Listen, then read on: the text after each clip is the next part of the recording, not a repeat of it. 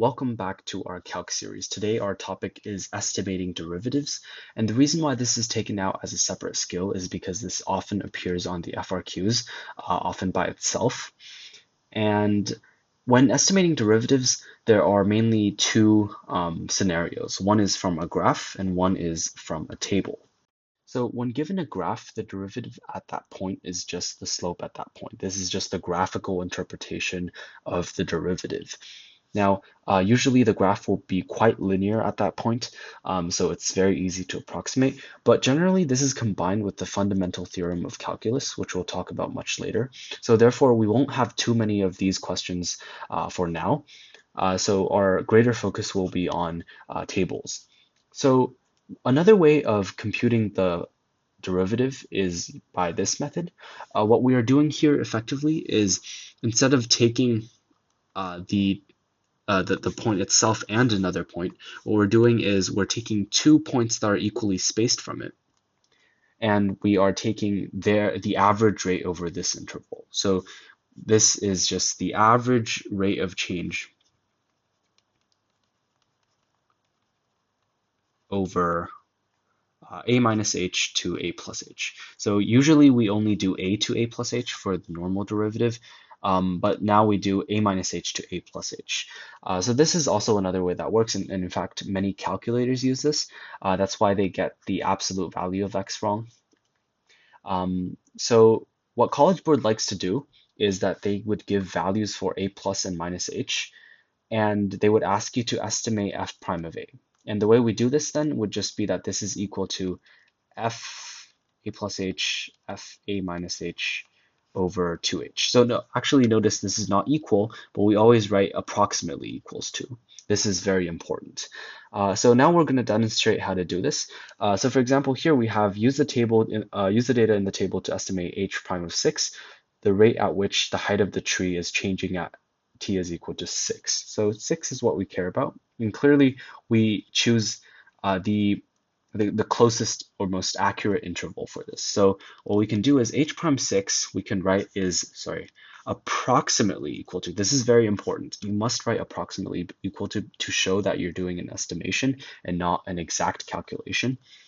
And then this should be approximately equal to h of 7 minus h of 5 over 7 minus 5. So notice how, or actually you can just write 2, but 7 minus 5 is also good. So notice how here you have a equals 6, h equals 1. So a minus h is 5, a plus h is 7. And then 2h is just 7 minus 5. It's the same thing. This is just, this 2h comes from a plus h minus a minus h, right? This is then just the average rate of change over this a minus h to a plus h.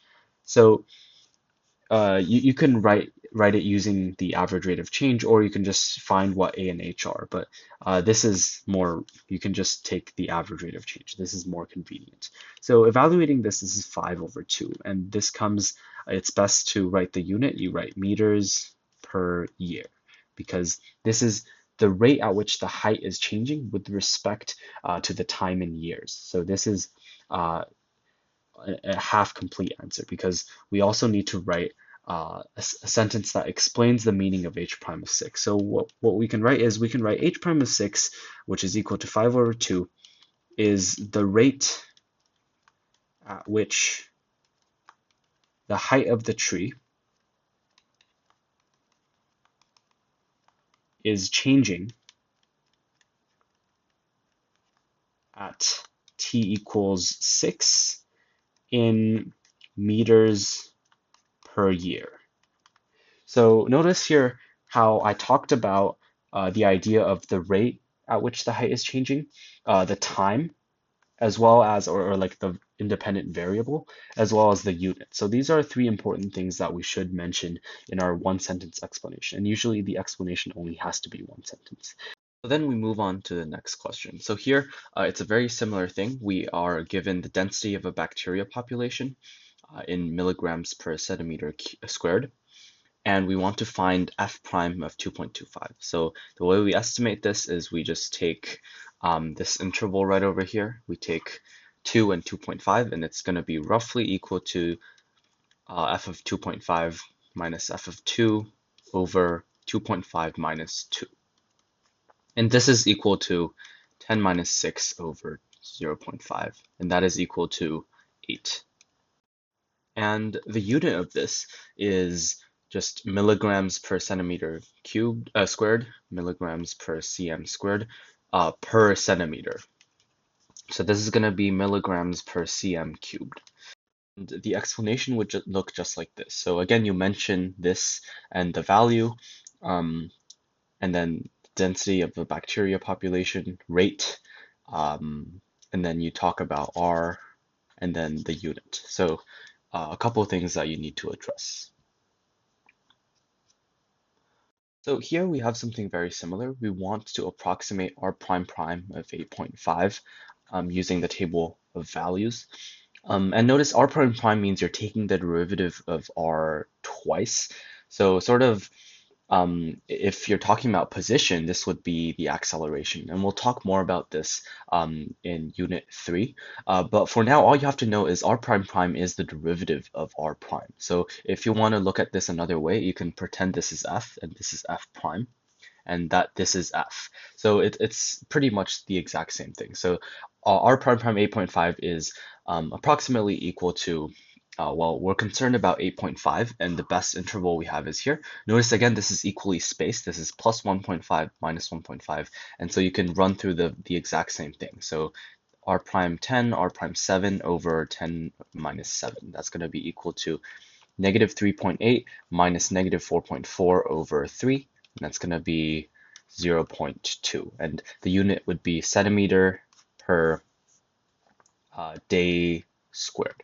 Notice in the more recent years, this type is more common. It won't let you interpret the meaning. I'm pretty sure it's at some year that they changed it to this. So pretty much up to 2025, what they've been asking is just approximate using the values, and then you just need to show the computations, which is just this step, and then indicate units of measure, which is this. So it's very important to still show this step. This is really important, as well as the unit, but you don't need to interpret. But always, interpretations will still be there. It's just moved to another type, but it's still good practice to be interpreting your answers. You can still practice interpreting what this means. So here I'm just gonna go faster. C prime of 5 is approximately equal to C7 minus C3 over 7 minus 3. I'm gonna skip through, I'm just gonna say the units here. So degrees Celsius over min. So that's the unit. Here it's again R prime 1. You take this interval, and then you immediately get the approximation. So all three of these, this, and this are more like the recent years. So as you can see, they're the exact type. And so if you know how to do these three questions, you pretty much mastered this whole type.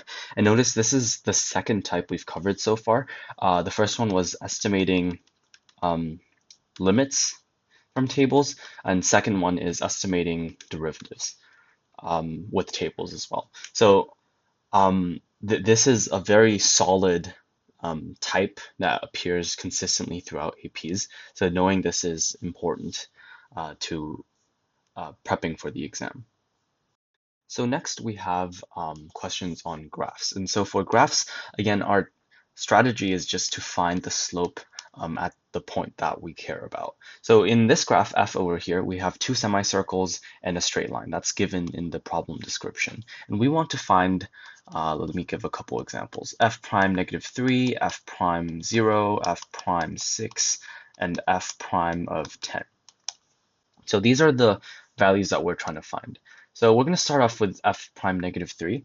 Because this is a semicircle, at this point, the tangent should be horizontal. And so therefore, F prime of 3 is equal to 0. So this is our estimation. Now at F prime 0, we see that the left-hand derivative, so this left-hand derivative, is positive infinity. And the right-hand derivative is also positive infinity. So this is a classic example of a vertical tangent where the derivative does not exist. So this does not exist, right? Because if you calculate it, it would be positive infinity or unbounded. F prime of 6 is here. We have that the left-hand derivative here is negative infinity, and the right-hand derivative is something defined. So the left and right-hand derivatives do not agree.